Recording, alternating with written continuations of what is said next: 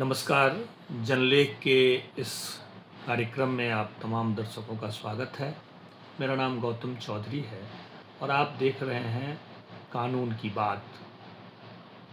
अभी हाल फिलहाल में जो सरकार ने वक्फ कानून में जो संशोधन किया है, आज हम जानना चाहेंगे कि वक्फ संशोधन में क्या है, कितना हितकर है और जिस समाज के लिए है, अल्पसंख्यक खास करके मुस्लिम समाज के लिए, उस समाज के हित में कितना है, देश हित में कितना है और जो हमारी जो बहुलतावादी संस्कृति है उसके हित में कितना है।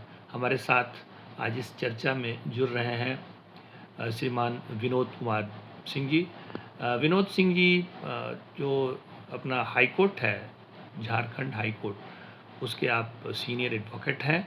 विनोद जी, आपका बड़ा स्वागत है। धन्यवाद। विनोद जी, क्या है, मतलब ये कानून क्या है, या कानून की तो पूरी व्याख्या हम लोग बहुत जल्दी नहीं कर सकते हैं, बट ये कितना हित में है जिसके लिए ये कानून संशोधित हुआ है, देश हित में कितना है और बहुसंख्यक संस्कृति के हित में, हमारे जो पूरा जो समाज है उसके हित में कितना है ये?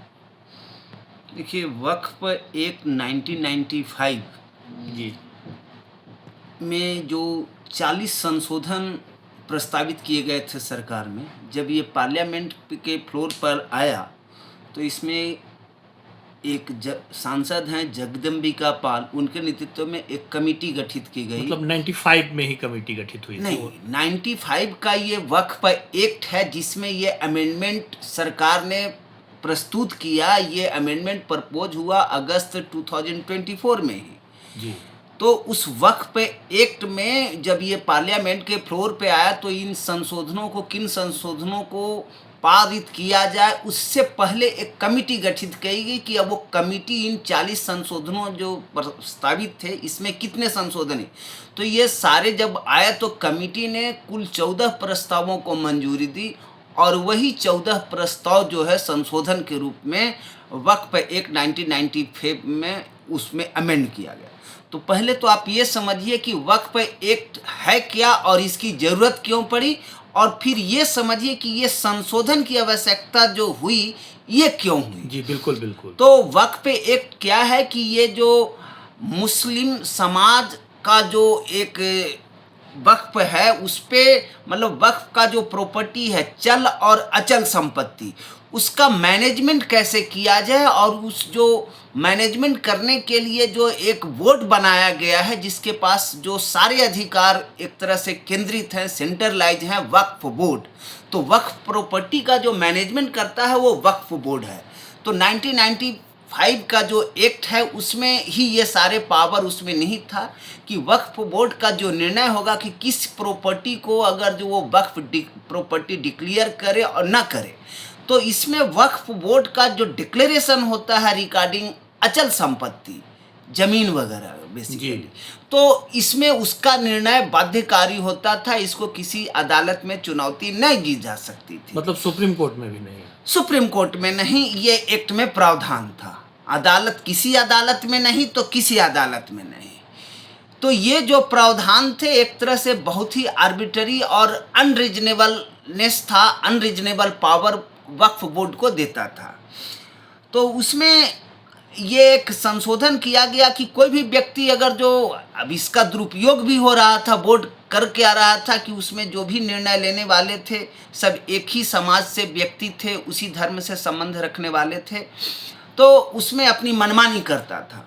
तो इसीलिए इसमें मूल रूप से यही जो चीज़ है कि एक तो माइनॉरिटी इंस्टीट्यूशन उसको कहा जाता है, तो जो एक आर्टिकल जो फंडामेंटल राइट्स का जो पार्ट है जिसमें उनको अपने संपत्ति और उनके अपने संस्थानों को, अल्पसंख्यक संस्थानों को अपना मैनेजमेंट का पावर दिया है। That power is under part 3 of the constitution, that is fundamental right. अब एक फंडामेंटल राइट है और एक जो यहाँ क्लैश है, जो लीगल राइट्स लोगों का जो ये हो रहा है कि किसी का भी प्रॉपर्टी को अगर जो वक्फ प्रॉपर्टी डिक्लेयर कर दिया Waqf board without verifying the document related to title, position और इंटरेस्ट एक्सेट्रा, तो उसमें उसका जब बाध्यकारी था, तो इसी में अब ये कहा गया कि वैसा कोई व्यक्ति जो कम से कम 5 वर्ष पहले इस्लाम ग्रहण किया हो, इस्लाम धर्म को अपनाया हो, वही व्यक्ति वक्फ एक कानून के तहत, वक्फ एक्ट के तहत अपने संपत्ति को दान कर सकता है। अदरवाइज वो चीज़ वैलिड नहीं रहेगा। अब इसका डिसीजन कौन करेगा? तो ये वक्फ बोर्ड है, और अब इनको अदालतों में चुनौती दी जा सकती है कि कौन प्रॉपर्टी वक्फ बोर्ड का लीगल है और कौन इसी तरह से इलीगल पावर को, एक जो आर्बिट्ररी क्लॉज था उसको डिक्लेयर करते हुए उस प्रॉपर्टी को वक्फ प्रॉपर्टी डिक्लेयर कर दिया। तो मोटा मोटी यही संशोधन इसमें आया है। अभी इसमें और भी संशोधन करने की ज़रूरत है।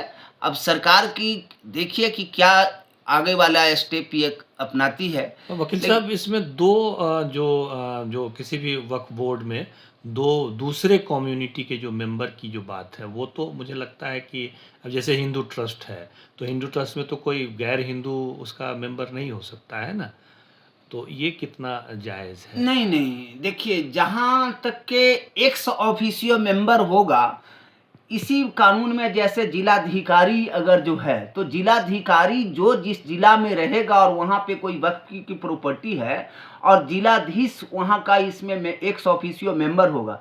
अब वो एक्स ऑफिशियो मेंबर किस कम्युनिटी का है ये फर्क नहीं पड़ेगा, वो इसका पदेन सदस्य होगा।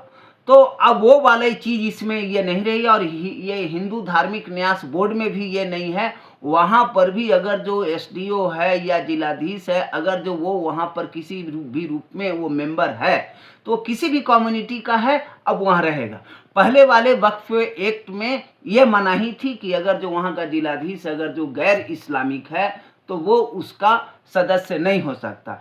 तो ये जो एक एक्स ऑफिशियो मेंबर के रूप में जो इंट्रोड्यूस होगा, जो पदेन है, वो ये प्रावधान तो मतलब ये दुष्प्रचार है कि भाई हिंदू को बना देगा, कहीं दूसरे को बना देगा, तो ये एक प्रकार का दुष्प्रचार ही कह सकते हैं। दुष्प्रचार कह सकते हैं, लेकिन मतलब उस हद तक के इसमें संशोधन हुआ कि एक्स ऑफिस हुआ। ऐसा नहीं है कि कोई ऐरा गैरा जाकर के और उस कमेटी का मेंबर बन जाएगा। जो बनेगा वो एक्स ऑफिसियो, जो डीएम होगा या डीसी जिसको कहते हैं, वो उसका एक्स ऑफिसियो मेंबर होगा।